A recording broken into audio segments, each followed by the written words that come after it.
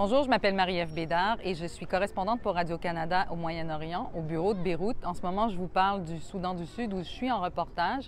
Je suis très contente qu'on m'ait demandé de vous parler de mon passage au Cégep de Jonquière en arts et technologies des médias. Très contente parce que ça me fait plaisir de me remémorer cette expérience-là. Je suis passée par le Cégep de Jonquière de 1993 à 1996 et je garde d'excellents souvenirs de cette période.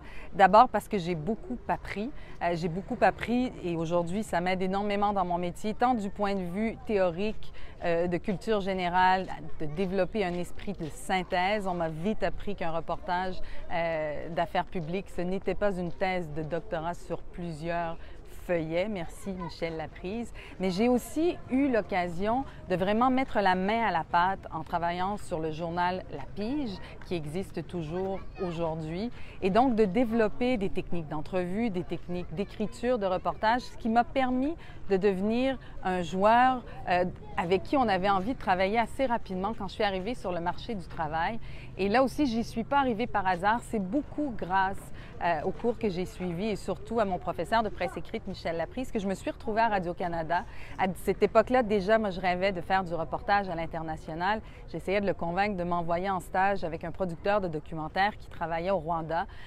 Il avait refusé pour toutes sortes de raisons. J'ai un peu boudé, mais il m'avait vite trouvé un endroit pour faire un stage à Radio-Canada, à l'émission Le Point. Et je me suis rendu compte de l'intelligence du conseil qu'il m'avait donné très rapidement en arrivant sur place.